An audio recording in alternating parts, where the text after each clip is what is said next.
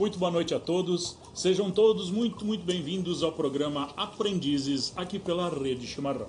E como sempre, começamos primeiramente agradecendo a Deus Pai Todo-Poderoso, ao bom Mestre Jesus e toda a espiritualidade amiga que se propõe a estar aqui conosco nas noites de terça-feira, nos ajudando, nos intuindo, nos amparando. Aos nossos web ouvintes, agradecemos pelo carinho, pela atenção nos dada. E, como a gente sempre fala, nós temos novamente um assunto que é muito interessante. E hoje, com a presença do nosso querido amigo Lucas Colombo, que novamente está aqui, bem que a gente fala, veio uma vez, vem sempre. É verdade. Seja bem-vindo, Lucas. Hoje, para a gente falar de um assunto que é muito evidente, que a gente está passando, a gente vai tratar desse assunto, que são os cuidados emocionais frente às dores que atravessamos na vida. Assunto muito interessante, muito pontual para esse momento que estamos vivendo, Lucas? Seja muito bem-vindo novamente ao programa. Muito obrigado, Paulo. Estendo os meus cumprimentos a todos os web ouvintes e fico muito agradecido pela oportunidade de poder ter esse espaço para nós falarmos de um assunto tão evidente, de um assunto tão pertinente para os momentos de hoje. Como eu falei para o pessoal aqui no início do programa, eu gourmetizei um pouco o título para podermos também compreender aquilo que a gente vai falar de uma forma também um pouco mais leve. Claro. E eu queria utilizar esse espaço e esse momento, Paulo, para estender o meu abraço de afeto, de segurança a todas as pessoas que vivenciaram, vivem e viverão ainda por muito tempo, essa crise que assolou o nosso Rio Grande, disso que a gente vai tratar hoje aqui nesse programa, e dizer que pensar os caminhos para a restauração é fundamental. Exato. É fundamental. Perfeito. Porque, como tu bem colocou, a questão de... Tu usou muito bem as palavras de gourmetizar o assunto, é fantástico porque é um assunto muito crítico, porque tocar nessa questão que o Rio Grande do Sul vem passando agora, evidenciar isso é sempre muito sensível para as pessoas que estão nesse momento, e como tu bem colocou, eu achei interessante, e ainda vão continuar. Então é interessante a gente ver como tratar isso, como cuidar, porque nós estamos aqui na Serra, nós não presenciamos. Algumas pessoas aqui viram em loco como está a situação dos nossos irmãos. E isso vai causar, está causando traumas, e que nós temos que entender como fazer esse cuidado. Eu acho que é muito importante a gente dividir esse momento de hoje em 3 blocos. Perfeito. Que é o que é uma crise. Perfeito. E quais são as nossas reações mais instintivas, o que nos causa, quais são os impactos de uma crise dentro do nosso psiquismo, dentro da nossa neurobiologia, e como construir caminhos para se manter regulado e funcional durante esse período. Então a gente consegue elencar as 3 instâncias da crise. Por mais que a gente não tenha vivenciado essa crise tão diretamente quanto por exemplo, as regiões do Vale do Taquari, Porto Alegre, de alguma forma ela também nos toca, nos afeta, nos sensibiliza. E quando uma crise como essa se instaura, vamos lá, vamos entender primeiro o que é crise, Crise, se a gente for fazer uma pesquisa bem simples de Wikipédia, lá no Google, no Wikipédia, a gente vai encontrar que a crise ela é uma mudança abrupta, certo. Ou uma alteração de cenário global, que é bem o que a gente viveu, Exatamente. Uma alteração de cenário global. Quando a gente olha para a bandeira do Rio Grande do Sul hoje, talvez a gente não olhe mais como olhava antes. A gente olha e dentro dela, dentro desse olhar, contém também uma expressão de dor, uma expressão de tristeza, porque a gente vivenciou isso talvez nessa magnitude em 1941, mas eu particularmente não estava aqui para isso. Também não. E hoje, né, nós vivenciamos algo até mesmo pior do que 1941, segundo, né, algumas estatísticas. Então, a crise é isso, né? Ela é uma mudança abrupta, né, ou uma alteração de cenário global. E o que acontece quando a gente vive uma crise? A primeira coisa que a gente sofre quando a gente vive uma crise é na zona de impacto. Então, por exemplo, lá no dia 29 de abril, quando nós começamos a receber notificações, informações, né, lá na região do Vale do Taquari, que as coisas estavam começando a ficar bastante difíceis, né? Vocês imaginavam tudo que a gente viveria? Não. Na magnitude do que a gente viveria? Avisados nós estávamos, correto? Até lembro de uma fala do governador, né, dizendo: esqueçam tudo que vocês imaginam sobre tragédias climáticas, né, sobre enchente e inundações. Vai ser muito pior do que todas as que a gente viveu até agora. Mas quando essa informação chega para o nosso psiquismo, porque a nossa mente é como um computador. Ele tem um processador, ele tem uma memória RAM, né? Quando uma informação como essa chega para nós, é como se a gente tentasse abrir um programa muito pesado às 7 horas da manhã quando a gente está ligando o computador. Vai demorar para o negócio rodar, né? Então, até que isso comece a ser assimilado pelo nosso psiquismo, demora um tempo para a gente entender o que está acontecendo, para a gente entender a realidade e a magnitude das coisas, e o nosso tempo de reação fica alterado. Então é como se o nosso processo de pensar se desligasse. E é por isso que muitas pessoas precisaram ser resgatadas de barcos e jet skis. Por quê? Porque quando passa a defesa civil, a polícia, os bombeiros, por exemplo, com um megafone dizendo evacuem as suas casas imediatamente, tu olha para trás para tua casa e pensa, como é que eu deixo para trás? Como é que eu deixo isso? Para onde é que eu vou? Para onde é que eu vou? Todas essas informações pairam a nossa mente, certo? Quando a gente pensa, mas vamos lá, vamos pensar racionalmente. Vai adiantar a gente estar em casa? Se a água vier? O que tu vai evitar? Sabe que agora, sem cortar o teu raciocínio, por favor, quero que tu continue de onde tu parou agora.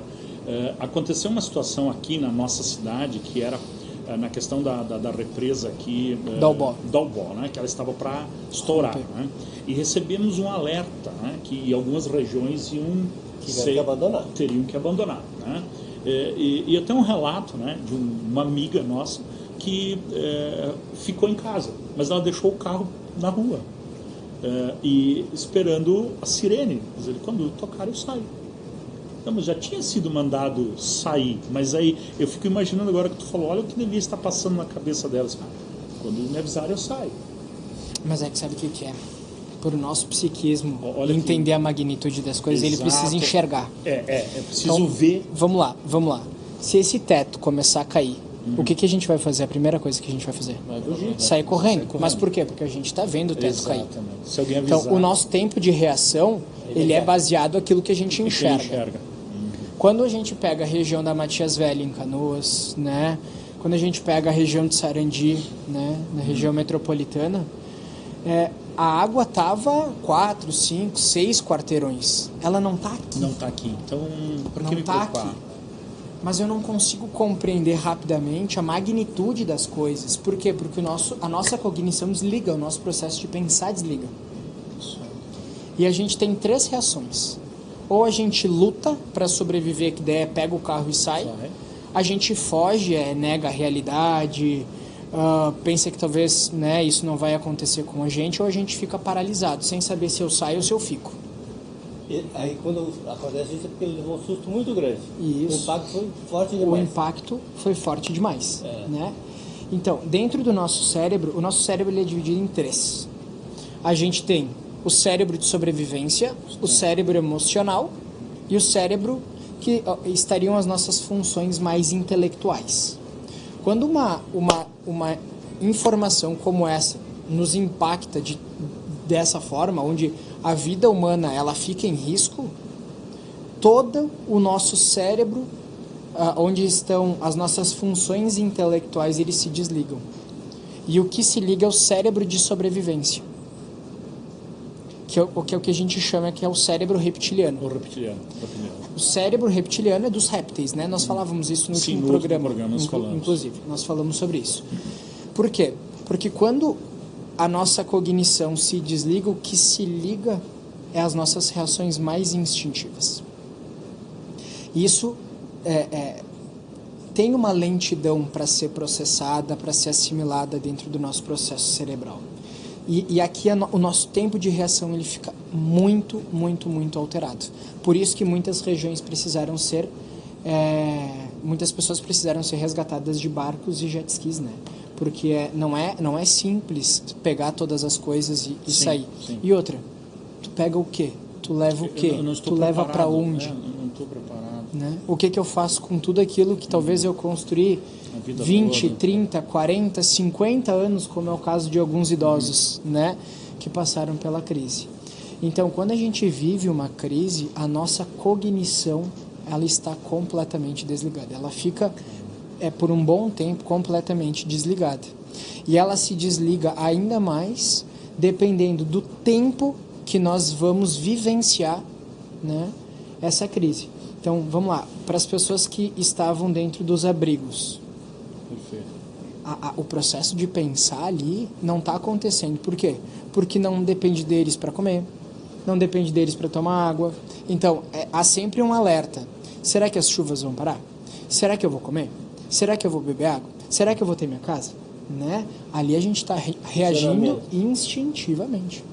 Instintivamente. Então, por isso que a crise que a gente vivenciou, ela é uma crise que a gente precisa abrir espaços para a gente poder falar sobre ela. Né? Porque tudo que aconteceu foi muito sério, porque ela foi muito larga, porque ela afetou um número muito grande de pessoas, né? Mais ou menos 700, 800 mil pessoas diretamente, né? E o que a gente não sabe ainda. E aquilo tudo que a gente ainda não sabe.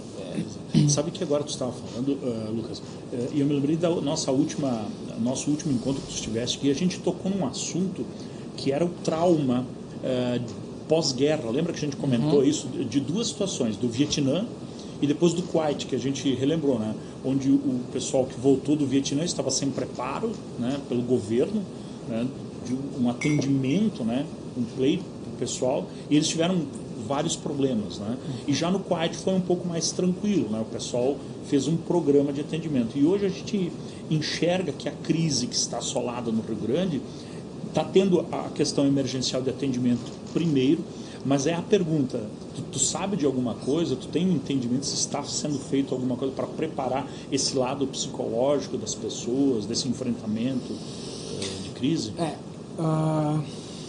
Tudo que aconteceu numa larga escala em que não se tinha... acredito que, assim, humanamente politicamente falando, né? Eu acredito que se faz necessário se construir políticas públicas de saúde mental para crises emergenciais.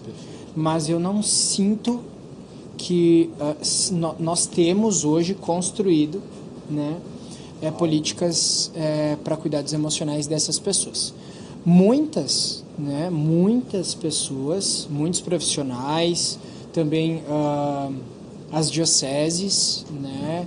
Nós, inclusive, como Instituto LUSP, né, nós trabalhamos ativamente com 5 linhas de frente de atendimento às pessoas que sofreram diretamente com a crise. E nós temos um frei que é da nossa equipe, né, lá na Diocese de Canoas, que fez atendimentos como um aconselhador de crise, né? Mas o que acontece? Quando a gente está vivendo uma crise como essa, momentaneamente a gente precisa sanar as necessidades mais básicas.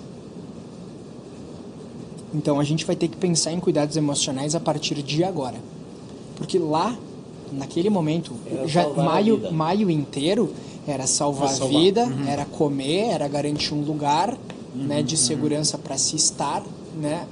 E quando a gente está vivendo esse processo, quando as cenas do trauma ainda se fazem presentes e a gente está dentro da crise mergulhada, a gente só quer sobreviver. Sim. A gente não está conseguindo ainda elaborar o trauma. A gente está precisando sobreviver. Então, isso vai acontecer a partir de agora, né? Enquanto Instituto LUSP, nós entramos em contato com uma profissional da SMED aqui de Caxias do Sul, né? E ela também faz parte da 4ª CRE de Caxias, né? Que é a Secretaria da Educação Estadual, né? Mas ela também faz parte da Secretaria da Educação Municipal. E a gente está construindo agora, né? Estamos iniciando enquanto Instituto a construção de uma formação para professores, para saber como lidar com os alunos que vivenciaram esse processo de crise. Caramba, nós estamos encabeçando esse processo, né? Esse projeto que vai se iniciar. A nossa ideia enquanto Instituto é fazer um projeto e conseguir fazer uma divisão entre os membros da equipe LUSP e ir presencialmente até as localidades para dar um treinamento, né? Para os professores, porque as escolas, a gente não pode fugir que as escolas também são um espaço de saúde mental. Sim. Porque muitas vezes os pais também estão muito enlutados e a criança não consegue encontrar dentro de casa um ambiente seguro para cuidar das suas emoções, porque os pais também estão muito enlutados. Sim, porque envolve, né? Então, a escola precisa ser um espaço de saúde mental, né? E aqui entra toda a minha defesa aos professores, né? Porque é muito difícil para os professores entender o que fazer e como fazer, porque eles não foram treinados para cuidar do emocional. Eles foram treinados para cuidar da matemática, da geografia, ensinar história, né? Exato. Então, faz parte da nossa responsabilidade enquanto psicólogos pensarmos em políticas para auxiliar os professores, né, nessa reconstrução e nessa retomada junto com os alunos. Porque, olha só, se a gente está falando de cérebro reptiliano acionado, até que as crianças não fiquem seguras novamente e não comecem a elaborar um pouquinho desse trauma, e falávamos das crianças no último programa, né? Eu sou muito apaixonado pelo atendimento infantil. A gente não vai conseguir fazer essas crianças aprender. Por quê? Porque o que faz as crianças aprender é o cérebro neocortical, onde estão as nossas funções intelectuais. Mas ela só se liga se o cérebro de sobrevivência, o cérebro reptiliano, estiver desligado. E isso parte do pressuposto, né, de que elas precisam elaborar de alguma forma todo o trauma. Por que eu te fiz essa pergunta? Roselina e o Ali vão ter também, não é, para fazer. Por que eu te fiz essa pergunta? Porque nós estamos acompanhando, seja nas mídias, ou seja presencialmente, ou seja onde for, ok, como a gente falou, a questão dos resgates, como tu bem falou, as prioridades, vidas, né, agora a reconstrução, enfim, né, todas essas partes. Porém, em nenhum momento, a primeira vez foi só agora, ouvindo de você, tá, que se está fazendo algo pensando, né, nessa questão emocional das crianças para com esse trabalho, né? É a primeira vez, né, que eu ouço. Roselina, tu tinha ouvido? Não. Ali também. Então é muito interessante divulgar isso, né? E esse é o objetivo do programa Aprendizes, divulgar, né, por aqui pela Rede Chimarrão e nos nossas redes sociais este trabalho. Inclusive a gente já se dispõe, né, de qualquer ajuda que nós pudermos, né, a colocar na tua mão para isso já de pronto. Mas tu vê como é interessante, ninguém sabia disso, né? E como é necessário, porque eu entendo que as escolas não estão funcionando lá embaixo, os alunos não estão indo para as aulas, isso está debilitado, e o emocional deles, como é que fica? Como está, né? Então, Lucas, é muito interessante essa fala que tu disseste de tratar isso como uma política de implementação. Que bom que o pessoal da 4ª CRE está apoiando e está interessando nessa... E eu vou te falar uma coisa, assim, Paulo, Ali, Roselino, as escolas, quando a gente, eu fiz junto com uma colega que é a Júlia, claro que regido pelo Instituto LUSP, né? Nós fizemos um trabalho aqui com 130 vices-diretores de todas as escolas municipais de Caxias do Sul. Um trabalho que era bem voltado a como lidar, a como manejar, né, os alunos em uma sala de aula. Então a gente trabalha dentro de uma teoria que a gente chama teoria do apego, né? E nós temos 4 perfis de pessoas estudadas, né? Uma pessoa que é segura, uma pessoa que é ambivalente ou ansiosa, evitativa e desorganizada. Como lidar com esses 4 perfis de alunos, né? E eu vou te dizer uma coisa, as escolas estão completamente sedentas por profissionais que auxiliem eles no cuidado emocional de crianças. Porque às vezes é mais fácil tu olhar para a criança e dizer, essa criança aí faz bagunça, ou ela é problemática na sala. Mas às vezes, como a gente falou, o profissional ele está ali apto a dar aquela matéria, aquelas disciplinas. Mas por trás daquilo, o que aquela criança está passando, né? Quais as dificuldades que ela está tendo em casa? Por que ela é mais ansiosa, mais concentrada ou tem mais problema do que as outras, né? Vamos trazer um exemplo bem claro, Ali. Acho que bem interessante tu tocar, né, nessa questão relacionada à ansiedade, porque eu acredito que é um dos grandes maus que a gente está vivendo na sociedade hoje, né? Eu vou trazer talvez um exemplo bem direto, né? Mas um pai ou uma mãe que é alcoólatra, o filho está na escola, tá? O filho estuda da 1h30 e 5h30. Ele sabe que todos os dias o pai ou a mãe se alcooliza. Então, da 1h30 às 3h, ele está bem na escola. Vai começando a chegar ao final do dia. É hora de ir embora. É hora de ir embora, de voltar para casa. E, em geral, o alcoólatra, né? Toma no fim da tarde. Mais no fim da tarde, mais no fim do dia, né? Mais à noite. Então, começa a trazer uma ansiedade que a criança não consegue entender de onde é que vem, né? Porque ela não consegue nomear tudo aquilo que ela sente, porque ela é uma criança, né? E ela começa a ficar extremamente agitada dentro da sala de aula. E aí a gente rotula essa criança como um aluno difícil, um aluno que não tem controle, um aluno que resumindo, bagunceiro. Bagunceiro, né? Usando bem o jargão, bagunceiro. Mas a gente não conseguiu entender e compreender o que faz esse aluno adotar esse tipo de comportamento. Então, esse é o trabalho com os professores. A gente precisa instrumentalizar eles a entrar dentro da família, né? A entender um pouco mais da realidade da criança, né? E pensar que a escola pode ser um vínculo reparador de traumas. Olha só que interessante. John Bowlby, que é o nosso grande teórico, né? Eu brinco que o Bowlby é o pai da LUSP, né? Porque é nele que a gente ancorou, né, o nosso trabalho. O Bowlby, ele disse que todos os novos vínculos alteram a nossa biologia. Olha só. Então, a gente pode ter vivenciado situações traumáticas e a nossa biologia ser constituída e construída através daquele trauma. Mas uma nova relação pode alterar aquilo, né? Pode corrigir, utilizando bem essa palavra de correção, né?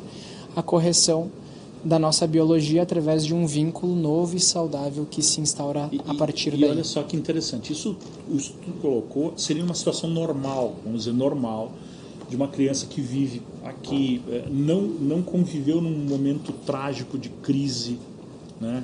Dessa enchente. Né? E tem toda essa situação. Então eu fico imaginando agora tudo isso mais uma situação de crise de uma enchente. Que problema, vamos dizer, que barra que a gente vai passar, né? Porque o que acontece? Eu achei muito interessante, Paulo. Eu vou até pegar um exemplo teu aqui. A gente, como psicólogo, a gente observa algumas coisas acontecerem, né? Nós estávamos aqui, começou a chover. O Paulo disse: poxa, chuva de novo. Chuva de novo. A chuva antes não é mais a chuva de agora. A gente está hipervigilantes. Né? Verdade. Ontem foi um dia que choveu consideravelmente. Né? Foi ontem, né, que choveu? Foi ontem, né? Foi domingo não, pra domingo. Segunda, de domingo para segunda. Isso aí, isso. Exatamente. De domingo para segunda. Claro. Eu me recordava que talvez não necessariamente fosse ontem, mas de domingo para segunda. Chove, a gente não se lembra. Isso. E a chuva de domingo, ela já começa a trazer, na medida em que a intensidade da chuva não para, uma sensação de, será que não vai acontecer tudo de novo? Verdade. Né? Então, essa hipervigilância é o rastro neural que a gente tem no cérebro do processo de crise. Isso em nós adultos. Pensa nas crianças que vivenciaram, talvez, uma situação de ter que salvar o avô, né? até teve uma criança que conta, né, no relato, que ela estava em cima da casa segurando o avô e a avó, né? E uma hora o telhado se desprendeu e a casa desceu e ele conseguiu se segurar num galho, ele, o avô e a avó. E a avó, não conseguiu se salvar. Então, é que a rede social, às vezes, exagera algumas coisas. Então, tu não sabe se aquilo tudo é verdade ou não é verdade. Mas eu vi relatos, assim, de que quando anoiteceu, estava tudo tranquilo, a água estava longe, e dali a pouco a água estava já não dava mais para sair de carro por dentro da casa. Sim. Houve essa pressa, assim, esse subir tão rápido assim? Sim, principalmente nas regiões onde haviam diques, né? Isso. Porque os diques de contenção, pensa que essa parede aqui, né, segurando a água. está segurando, sei lá, não sei nem a quantidade de água, mas sim. quilômetros de água, porque é o rio, né? É o rio Guaíba. Quando uma porta dessa se rompe, não é a água que vai subindo, é água de avalanche, né? Aí é uma avalanche. Aí é uma avalanche mesmo. Não é a água da chuva. Não, é a água da avalanche. Veio, isso. Estourou uma represa, por exemplo. Estourou uma represa. Se a represa da Albóis tivesse rompido, talvez aquilo que nós vivenciamos em Porto Alegre, talvez a gente vivenciasse. A tua amiga lá falou, Paulo, se rompe uma represa, não dá tempo dela pegar o carro. Exato. Mas é isso justamente que a gente não conseguiu entender ainda, porque, como o Lucas falou, a gente não está preparado ainda, ou por essa questão de emergência, se prevenir, como países mais evoluídos, né? Tipo Estados Unidos, que já tem catástrofes mais rotineiras, onde eles já têm um programa, inclusive nas escolas, de preparação. Olha, se acontecer isso, o procedimento é esse. Nós não temos aqui. Então, por isso que é interessante isso que tu falou das escolas já, partindo do princípio de... Claro. Isso, acho que tudo que a gente pode trabalhar com prevenção, né, é o ideal. É muito difícil a gente, e aqui não é nenhuma defesa, né, política, mas a gente teve uma enchente tão grave como essa em 1941. São quase 100 anos. 100 anos. Né, da segunda enchente tão grave. Então, a partir de agora, acho que é importante que a gente venha a adotar. Exato. Mas se a gente for pensar nessa catástrofe que a gente viveu, em 10 meses a gente viveu ela 3 vezes em algumas localidades. Né? Então, precisa se pensar emergentemente, né, em políticas de segurança primeiro. De segurança física, para depois nós pensarmos, né, em segurança emocional. Porque sem a segurança física, a segurança emocional não consegue ser cuidada.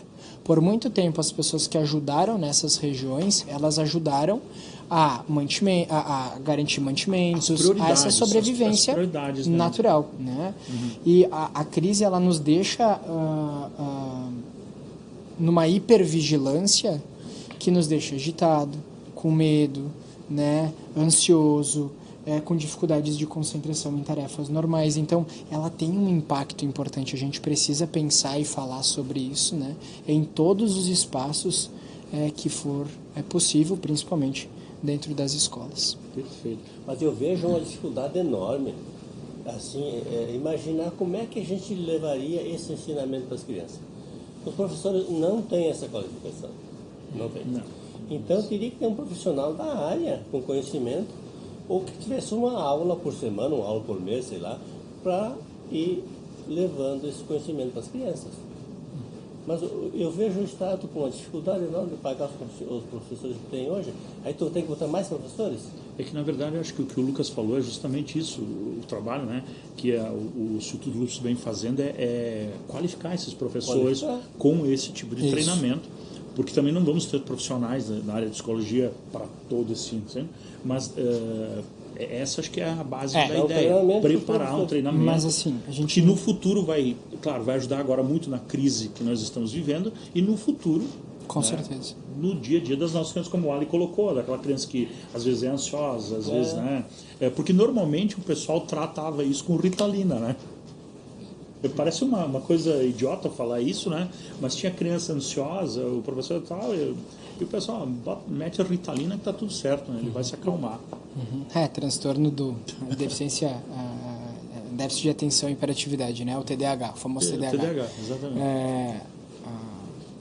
Sem compreender que se nós estamos vivendo, né, um mundo onde o TDAH está em alta, O TDAH nada mais é do que um desligamento cerebral. Exatamente. E o desligamento cerebral acontece para que a gente consiga enfrentar melhor a realidade que a gente vive. Então a gente tem que trabalhar na prevenção e não na pós-venção medicamentosa e química, que ajuda muito. Ajuda. Eu não sou contra.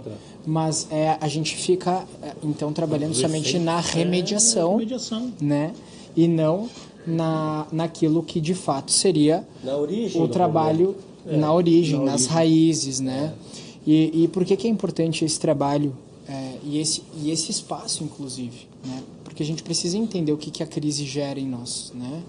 E quando a gente vive uma crise como essa, o nosso mundo como antes construído, nosso mundo como antes presumido, ele foi embora. Sim. A gente não tem mais a mesma segurança de, por exemplo, pegar o carro e dirigir à noite nas estradas com chuva. Verdade. Né? Então, o que a crise deixa é um terreno de muita insegurança, de muita incerteza, e principalmente por quê? Porque a gente está lidando com um fator aqui que a gente não controla, que é o clima. O tempo, né? Os meteorologistas, eles podem ser maravilhosos, mas nem eles conseguem prever 100% o que vai acontecer com o nosso clima. Né? Então, a gente precisa se oferecer tempo para reconstruir a segurança interna para poder ficar bem. Né? Durante esse período que é ainda... a gente não pode dizer que a crise passou, né? Muito antes, pelo contrário, agora a gente está começando a elaborar a crise que a gente passou. E por isso que a gente está vendo muitas pessoas ou profundamente tristes ou muito assustadas. Sabe que agora tu né? falaste numa situação, hoje até olhando alguns vídeos, né? Eu estava olhando com a minha esposa e de repente aparece um cidadão que acho que é de Canoas, que ele mora, e ele ajudou nos resgates, né? E aí ele vai fazendo um relato assim, olha, eu ajudei a salvar naquele primeiro momento tantas crianças, acho que foi 18 crianças, 47 idosos, né? E aí ele até faz um comentário assim, nossa, eu nunca fiquei tão triste na minha vida com essa cena. E aí é muito chocante o relato que ele fala, triste, salvar crianças, entende? Que acabaram falecendo, perdendo a vida, né? E ele se despende a chorar. E aí quando estava falando agora me veio à mente trauma, né? Que fica essa pessoa, né? Claro, ele estava fazendo aquele trabalho, ajudou a resgatar algumas outras pessoas, né? Mas olha o trauma, como é que vai ser tratado isso nessa pessoa, como tu falou? É grave. É grave. É grave porque se a gente não pensar em um cuidado emocional, né, desse profissional que fez um trabalho digno, né, ele pode entrar num transtorno de estresse pós-traumático, né, o que a gente chama de TEPT, né, que vai acontecer aí após 6 meses, né? E é 6 meses depois, né, que a gente consegue diagnosticar um transtorno de estresse quando o cidadão volta de uma guerra, por exemplo. Exatamente. Os ex-guerrilheiros, eles passam por um transtorno de estresse pós-traumático, porque imagina, você está num campo de batalha, com todo o teu cérebro, onde as funções cognitivas estariam ligadas, completamente desligadas, ali pronto para sobreviver. Claro que eles são treinados para também pensar nesse momento, né? Eles são treinados para pensar nesse momento. Mas, se a gente vai assistir, por exemplo, um filme que é muito interessante, que se chama Até o Último Homem, no final do filme, ele está no campo de batalha, né, e acaba a guerra, e ele foi como médico sem armamento algum. E lá ele estava super funcional. Quando ele desce, né, a guerra acaba, ele desce de volta para a área de descanso ali, para a área o bunker deles ali, né? Eles estão concentrados. Ele começa a se desorganizar completamente. Caiu na realidade. Porque ele caiu na realidade. Porque ele ficou seguro. E aí, no momento em que ele fica seguro, é que ele começa a elaborar tudo aquilo que ele viu, tudo aquilo que ele viveu. E os ex-guerrilheiros, claro que a gente está falando de tempos onde a psicologia não estava tão desenvolvida, né? Mas isso pode ser pensado também para as pessoas que vivenciaram uma crise como essa, em que viram talvez alguns corpos, né, de pessoas falecidas, né, não conseguiram até mesmo, né, resgatar, socorrer. Né? Então, olha como foi o que eu fiquei imaginando enquanto tu falavas. E tem uma outra situação, como a gente está falando muito da questão da crise aqui do Rio Grande do Sul, a gente vai elencando alguns exemplos, né, que a gente vivenciou. E tem uma outra história, um outro relato, me ajudem se vocês tiverem outro, né, Mas é assim, um pessoal foi fazer uma ajuda voluntária, eu não me lembro qual foi o lugar agora, e o que chamou a atenção dessa pessoa, e ele me confidenciou, que a maioria das pessoas estavam felizes, estavam alegres, né? As pessoas que estavam lá, rindo inclusive, e eles, nossa, que bom, ele pensou que bom que estão assim. Isso foi chamando a atenção dele, várias pessoas felizes, tranquilas, rindo, inclusive. E na hora do almoço ele conversa com um colega dele, olha, não estou com o pessoal, tá tranquilo? Isso é. E o rapaz que estava atrás era um médico, a moça diz ele, esse é o primeiro momento, né? É um dos momentos. Primeiro teu trauma, tu te assusta. Impacto, zona de impacto, que é o que a gente falou antes. Que tu falaste, e depois tu te conforta, tá tudo bem, tá tranquilo, é um outro segundo momento, e depois vem a realidade. Então olha que interessante essas fases da crise que se vive. Mas eu acho que desculpa a interrupção, não, mas eu acho que esse segundo passo, o cidadão está lá pronto para morrer afogado. Aí alguém salva ele fica feliz. Sim, por isso. Tranquilo. Mas ele não sabe calcular dali para frente como vai ser. Mas é como o Lucas falou, olha como são as fases, tu desliga o cérebro, entra o reptiliano, tô tranquilo. Né? Como se estivesse na guerra. Quando eu vou para minha zona de tranquilidade, como tu falou do rapaz que desceu da guerra, eu caí em desespero. Porque eu vou para a minha realidade. Então aquele pessoal naquele momento não estava na realidade, não estão ainda na realidade. Sim. Né? Exato, então olha só, nós temos os estágios de elaboração com situações traumáticas. Quando a gente vive a crise, o primeiro estágio é essa zona de impacto. Perfeito. Então é esperado que... Sabe aquela coisa que a gente diz, nossa, fiquei chocado? É o choque. O choque. Né? O primeiro estágio é o choque. Depois a gente vai elaborar. Então, depois é que a gente... Esse choque diminui no segundo estágio, né? Mas começa a vir uma tristeza muito profunda, dificuldade para dormir, sonhos, né? Pesadelos, raiva, desesperança, né? Por quê? Porque é aquela coisa de a gente colocar a cabeça no nosso travesseiro e pensar, meu Deus, olha tudo que eu passei. Esse segundo estágio, ele é muito difícil. E é aqui que entra os cuidados com a saúde emocional. Né? Essas pessoas precisam descongestionar, porque o cérebro está a turbilhões. Então, um profissional da saúde é muito recomendado agora para conversar. Para conversar, para ajudar. Ela conseguir organizar os pensamentos dela ali, ela pode sucumbir, né? Sim, e por que é assim? Porque a nossa mente, ela não consegue ficar bem com aquilo que ela sente e não dá conta, com aquilo que ela sente e não controlar e com aquilo que ela não coloca em ordem. E a crise bagunça tudo.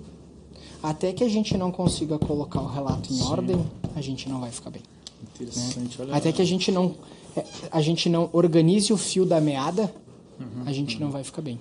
Então, olha só, para as pessoas que vivenciaram uma crise diretamente, que talvez estejam percebendo que nos seus trabalhos a produtividade não está a mesma de antes, é preciso acolher esse momento. Porque o que nos ajuda a passar pela crise é diminuir as nossas expectativas, né? Entender que a forma como nós produzíamos antes, nós não vamos mais produzir agora até que a nossa segurança interna e o estágio de elaboração se reestabeleça. Né?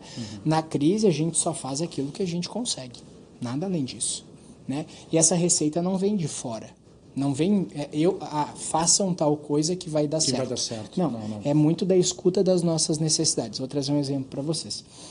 Como eu atendo online também, né? Eu tive pessoas das regiões, né, que foram afetadas de uma forma bastante importante. Inclusive, precisei ajudar a fazer evacuação, né, de pacientes, mesmo online, porque eu também fiquei ilhado em São Marcos, porque São Marcos fechou, né? As estradas todas fecharam, eu fiquei ilhado em São Marcos, né? Então, eu também estava dentro da crise, né? Mas, nos dias que se sucederam, eu consegui sair de São Marcos, vim a Caxias, né? E aí a gente começou a fazer atendimentos.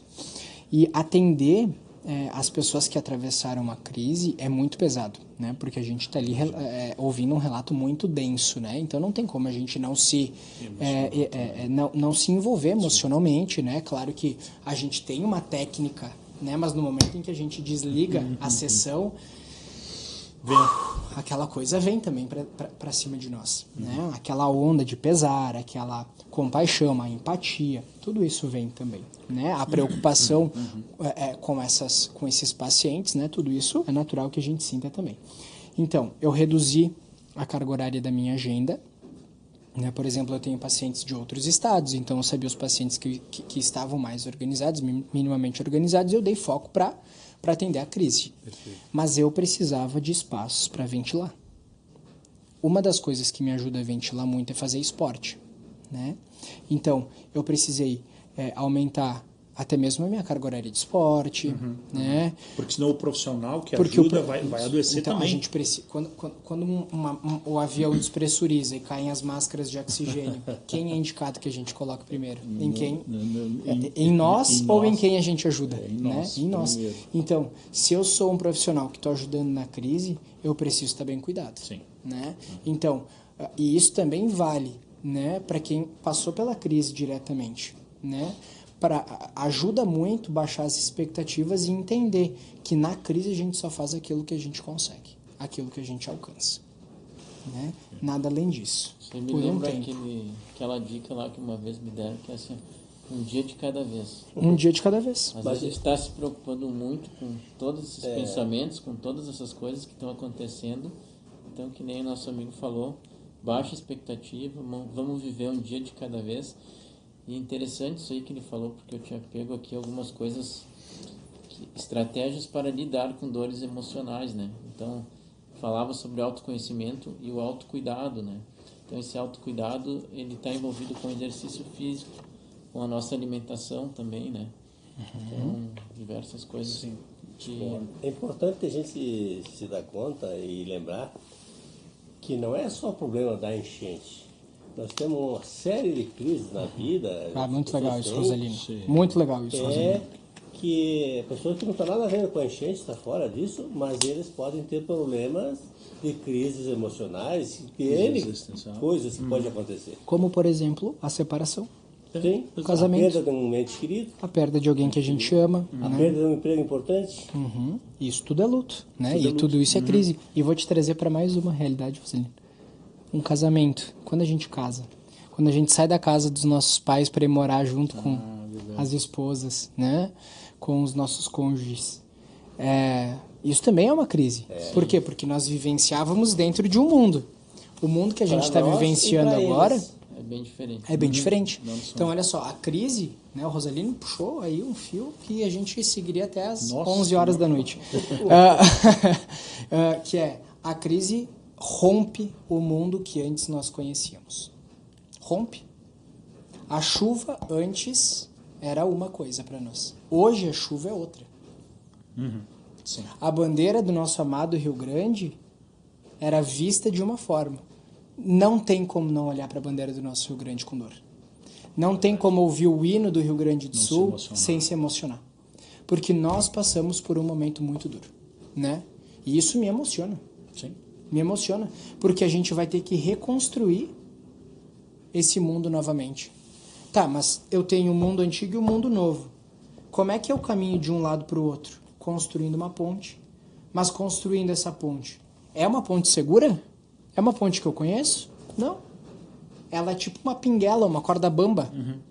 Então, é muito natural que até que eu construa um novo mundo, eu sinta muito medo e me sinta ansioso. Legalmente falando, ansiedade, cabeça no futuro, depressão, cabeça no passado. Você lembra, por exemplo, quando você saiu da casa dos seus pais? Me lembro. Me lembro. Me recordo. Inclusive, saí da casa do meu pai, né? Minha mãe é falecida, né? Minha mãe faleceu quando eu tinha 8 anos de idade. Agora vocês descobriram por que eu trabalho com luto infantil. Agora descobrimos. Eu saí com 16 anos de idade da casa do meu pai. E o dia que eu saí da casa do meu pai, eu me lembro como se fosse hoje. Para vir morar em Caxias do Sul com a minha irmã, com a Mirielle, que veio aqui, inclusive. Abraço, né? Emi. Abraço. A gente, enfim, acabou indo morar como irmãos aí juntos, né? Para mim poder estudar aqui em Caxias, né? Mas até eu me adaptar a esse processo de moradia, eu fiz um luto por realocação. porque eu deixei uma cidade pequena, né? Eu deixei uma cidade em que eu conhecia todo mundo, eu vim para um lugar onde eu não conhecia ninguém, eu não sabia como ir para a escola. Caramba. Tu já imaginou para ser o pai que perdeu a esposa e os filhos? Exato. Mas sabe o que tu estava falando aqui? E isso é muito interessante, porque são umas situações que a gente acaba tendo que enfrentar, vivenciar, né? Por exemplo, a minha saída da casa dos meus pais, da minha esposa. Mas tem uma coisa engraçada que, para mim, a minha filha mais velha saiu de casa, ela casou. E aquela síndrome do ninho vazio, né? Cara, que troço, que tu também vivenciou com os teus, né? Por exemplo, saíram, né? Então, tu ainda não, tu chutando ainda novo. Mas é muito estranho, então são Cristo, meu Deus, saiu. Como é que eu faço trabalhar isso? Né? Por mais que teu filho, ele está ali, só... né, tá na vida dele, né? Mas é que a síndrome do ninho vazio, principalmente para quem se mantém no casamento, reativa, né, a memória de como era a vida antes de esse filho chegar, conjugalmente falando, né? E ali vai colocar frente a frente os casais a pensarem somente na relação. Então, como é que é pensar de novo somente nós dois? Sabe o que complicou? Sabe o que complicou? Muitas vezes isso acontece, né? Então, a síndrome do ninho vazio é isso. Nós tínhamos uma rotina, né? Os pais sempre dizem, eu não sou pai ainda, né? Desejo muito, mas ainda não sou. Que vivem para os filhos. Então, ao sair do trabalho, pensa que tem que fazer a janta para os filhos, que vai ter que esperar o filho. Então, tem uma rotina já bem pré-estabelecida, né? E a síndrome do ninho vazio é uma crise. Então, se adaptar a uma crise, não necessariamente é só essa que a gente está vivenciando no Rio Grande do Sul. Isso pode ser estendido para tantas outras, né? Exatamente, porque, como tu bem falou, existem várias crises e esses cuidados emocionais, a gente é um pouco egoísta em não querer dizer, olha, não preciso de ajuda, né? Não, eu tô bem, tô tranquilo, né? Lembra de dizer, tu vai estar, tô bem. O cara tá com uma mega ansiedade por isso e a gente, é só um motivo simples, né? É só o meu filho que saiu de casa, eu perdi o emprego, mas tô procurando outro, é uma mega crise existencial que está aqui dentro me corroendo, né? E a gente trabalha mais a ideia de crise, por exemplo, na música. As melhores músicas são pelas perdas dos amores, das pessoas queridas. São as músicas mais ouvidas. São as mais ouvidas, verdade. Claro, porque a música faz uma coisa que muitas vezes a gente não faz enquanto sociedade, que é validar que dói, perder. Que é validar que dói, sentir tristeza, angústia, raiva, né? A música, né? Quando tu ouve uma música, tu pensa, deve doer mesmo, né? Vou ouvir incessantemente, né? Porque é isso, ó, é necessário a gente nomear e validar o que a gente sente por tudo aquilo que a gente passa. É terrorífico, né? Para o cérebro, para a nossa mente, para o nosso psiquismo, quando a gente não nomeia aquilo que a gente está sentindo. É terrorífico para o cérebro. Porque aquilo que não vem pela via da palavra vai para outros lugares, como, por exemplo, para o comportamento, para o corpo, né? E a gente está indo, aí a gente vai migrando para outras instâncias de dores, que é, por exemplo, a dor psicossomática. As doenças psicossomáticas. Né? As dores e as doenças psicossomáticas, como, por exemplo, uma dermatite atópica, né? Uma doença de pele, uma doença autoimune, diabetes é uma doença psicossomática, né? Então, úlcera no estômago, doenças gastrointestinais, né? Tudo isso, então não é verdade que aquilo que a gente não fala, a gente está conseguindo resolver, não? Não necessariamente a gente precisa falar para resolver. A gente pode tirar 15, 20, 30 minutos do nosso dia e ficar no banho com os nossos pensamentos. Isso é uma forma de elaborar, né? Por quê? Porque eu estou olhando para aquilo que eu estou sentindo, eu estou validando, eu estou reconhecendo, eu estou dizendo para mim mesmo, dói mesmo, né? Ficar consigo, com os seus próprios pensamentos, é terapêutico. É terapêutico, né? Por isso que as terapias de mindfulness, elas são tão importantes, porque na meditação, os pensamentos estão vindo quando tu fica num quarto mais sombreado, né? Com uma luz não tão forte, e tu fica ali ouvindo um mantra, né? isso tudo também faz os pensamentos, né, se reorganizarem, virem, serem pensados, metabolizados, assimilados, né? Isso é terapêutico, né? Então, aquilo que a gente não fala, eu costumo brincar que é como se a gente tivesse um cartão de crédito emocional, né? Então, acontece alguma coisa, passa no crédito. Depois eu olho, né? Faz uma compra e passa no crédito. Só que o banco, né? O banco bate na porta e diz assim, meu amigo, olha só, eu tenho uma fatura aqui de uns 3, 4 meses aqui com que recurso tu vai pagar essa fatura aqui, né? Mas é isso, né? Porque muitas pessoas passam, né, uma vida toda as emoções no crédito e aí vai lá e rompe uma doença psicossomática. A diferença que eu vejo hoje do passado é que as pessoas hoje se preocupam com o pensamento, o controle emocional, o controle do pensamento. Que no passado não tinha essa preocupação, me parecia pelo menos. E a gente achava estranho que a gente, quando falava de Jesus, Jesus falou que o pecado podia ser por pensamento, palavras e obras. Quando você pensa uma maldade, não é pecado, você não fez. Mas se você pensou, é que o mal ainda existe em você. Eu ainda não consegui domar ainda esse meu não consegui instinto. controlar. Então é isso que esse processo que vocês estudam, me fugiu o termo agora, da gente se autoavaliar, para ver onde é que está meu problema, onde é que está meu erro, onde é que está meu defeito. E a gente nunca fazia isso no passado. Hoje a gente se preocupa com isso. Isso está muito mais em alta hoje, né? Eu concordo sim. muito contigo, Roselino. Mas é humano também poder pensar algumas coisas ruins. Sim. Pensar tá tudo certo. Pensar é humano. O problema é que colocar em prática, né? Colocar em prática é o que a gente deve evitar, né?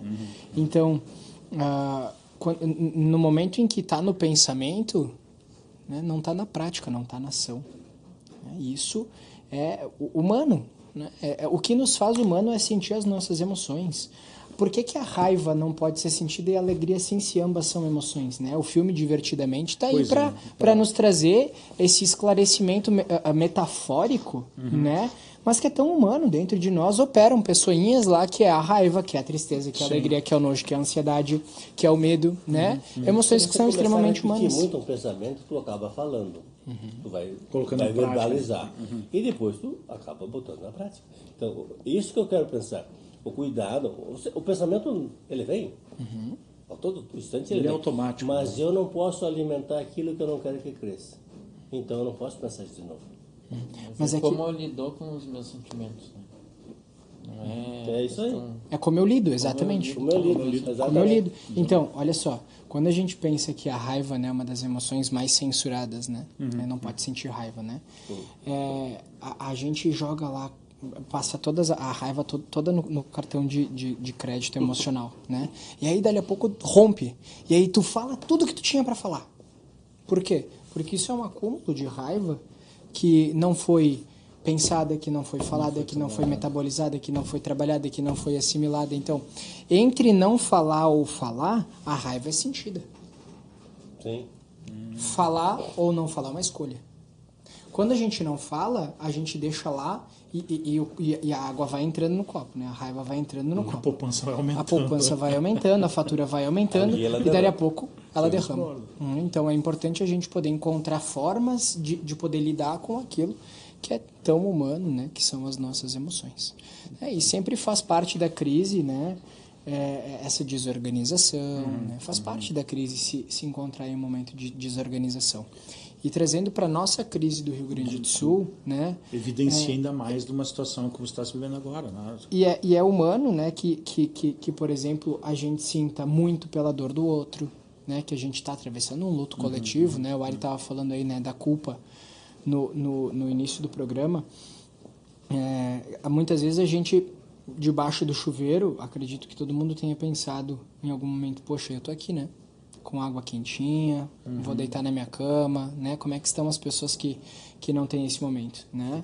Que perderam tudo. Então, a culpa, ela pode ser pensada de duas formas. Uma é o nosso sistema mais humano acionado, né? Isso é o que nos faz humano, sentir pela dor do outro. mas ela precisa ser dimensionada, né? Para que a gente também não fique mal. E entender que ficar funcional nesse momento já é uma ajuda, né? Nossa. Porque se a gente não precisar do sistema e deixar todo o sistema para as pessoas que de fato precisam agora, ótimo. Ótimo, já está Né? tá Isso já é de grande ajuda. Já está ajudando. Eu estou sendo chamado pelas empresas, né, para fazer esse trabalho, né, de cuidados emocionais frente às dores que atravessam a vida, né, bem olhando para a crise de hoje. E nós conversávamos em uma das grandes empresas aqui da cidade que se existem empresas que conseguem manter operações, é fundamental, isso já é de grande ajuda. Por quê? Porque a economia continua girando, que vai ajudar o Rio Grande do Sul a se reestabelecer e se reorganizar, né? E aí os funcionários começaram a sentir, eu não tinha me dado conta que isso era uma grande ajuda. Olha só. Né? Então, se manter regulado e funcional já é de grande ajuda. E como é que a gente se mantém funcional e regulado nesse momento? Buscando proximidade com quem a gente ama, né? Porque uma criança pequena chora quando ela se sente com medo ou com fome, com sede, né? Ou cansada. Insegura, né? Quando ela se sente assim. Esse botão de apego, de desejo de proximidade, ela está em todos nós na infância até a nossa partida, até a nossa sepultura, né? A diferença é que a criança manifesta. O adulto muitas vezes se recolhe, se retrai, né? Retrai esse sentimento de buscar proximidade. Mas isso é fundamental, porque vamos olhar de novo, acho que a gente até falou sobre isso no último programa, que é sobre o cortisol. Né? Quando a gente passa por uma crise, a gente libera cortisol, que gera uma falha imunológica, nossa imunidade baixa, e a gente fica suscetível a ficar doente. A doenças principalmente infecciosas, virais, fúngicas e bacterianas. Né? Bacterianas até não tanto, porque a bactéria precisa ser transmitida. Mas se a bactéria vier, a gente não tiver imunidade alta, ela vai se manifestar. Né? A gente vai ter problemas porque a gente não vai ter como combatê-la. E sabe o que regula o cortisol? O que faz a imunidade voltar para cima? Interações sociais. Ocitocina, hormônio do amor. Então, amigos, relações sociais, relações amorosas, tudo isso faz com que o nosso cortisol volte a subir, porque produz cortisol, aumenta o nosso cortisol e a nossa imunidade. Uma boa risada com os amigos. Olha que interessante. Um futebol, um café com as amigas, né? Então, nem que você perca o jogo, mas não, mas daí dá quebra-pau, aí a emoção aí vem raiva pra fora, aí vem tudo aí. Tomou um banho, tá tudo certo. Não, olha que interessante esse ponto de vista. Uma vez um amigo me disse, como é que cura a depressão? Bate na porta do amigo. Ele fez assim, ó. Que é isso? Bate na porta do amigo. Não, sabe que agora, aproveitando, né, que tu comentou, eu até ia falar, essa semana eu vi uma pesquisa que ela é feita em Harvard há 158 anos. E eu fui entender o que era essa pesquisa. E tu colocou bem no... Né? E pessoas que se inscreveram nessa pesquisa já faleceram, obviamente, né? Mas ela é repetida todos os anos, ou seja, a partir dos 8 anos você se inscreve lá e todo ano vai lá e faz uma bateria de perguntas. No outro ano, né? E durante 158 anos essa pesquisa é repetida, né? E eles chegaram a uma conclusão lá no final, que em uma das perguntas dizia o seguinte: o que te deixa feliz? São 50 perguntas, se eu não me engano, né? E foi unânime durante 158 anos. Eu sei a resposta. Dar risadas com amigos. Estar entre amigos. Ser feliz. O que mais lembraram. O que mais lembraram durante 158 anos. Então, o que tu falou, liberar a ocitocina faz uma grande diferença no nosso relacionamento íntimo, familiar, com os amigos, profissional. Isso faz a diferença. E nós estamos exercendo pouco isso na nossa vida.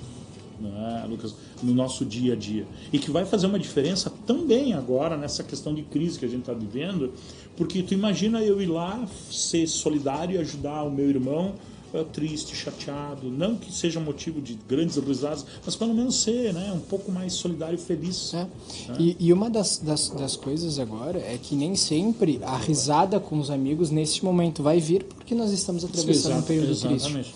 E por que o trabalho como psicólogo ele é tão ele é tão importante para esse momento, né?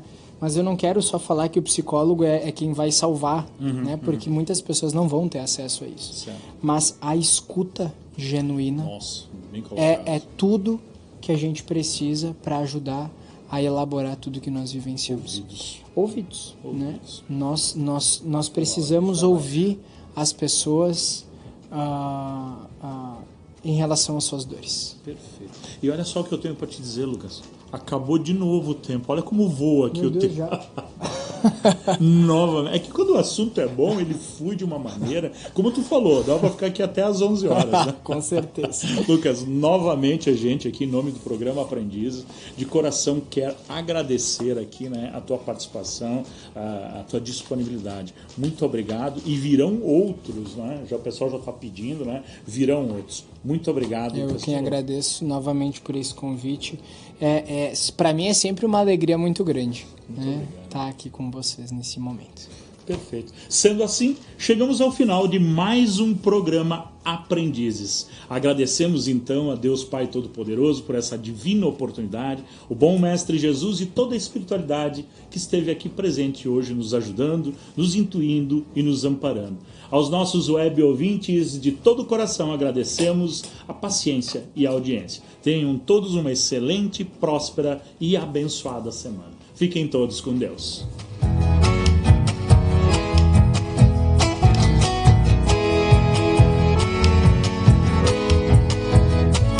Rádio Cimarrão acabou de apresentar o programa Aprendizes.